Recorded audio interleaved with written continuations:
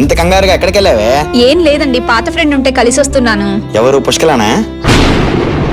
Joke చేశారే. నీకు అది ఒక్కటే కదా ఉండేది, డీరెస్ట్ ఫ్రెండ్, డేంజరెస్ట్ ఫ్రెండ్. అబ్బా, ఇది ఈ రోజైనా కాలేజ్కి రాకుండా ఉంటే బాగుండు. దీనివల్ల నేను రోజు కాలేజ్కి రావాల్సి వస్తుంది. మరి అంత కష్టంగా వెళ్ళడం ఎందుకు? ఏంటంటే ఏదో కాలేజ్కి ఇష్టం లేనట్టు వెళ్దామని ఫీల్ అవుతున్నట్టున్నావు కదా. నా ఫీలింగ్ నీకెలా తెలుస్తుంది? నీ మనసులో మాట నాకు వినపడుతుంది. నేను ఇట్టే చెప్పేయగలను. ఆహా, అవునా? అయితే ఇప్పుడు చెప్పు. నీ అక్కంటే నాకు అసహ్యం. అలాంటప్పుడు ఫ్రెండ్షిప్ ఎందుకు చేస్తున్నావు? ఇంతకీ నీకేం వినపడింది? మా అక్క అంటే నీకేదో అసహ్యం అన్నావు కదా.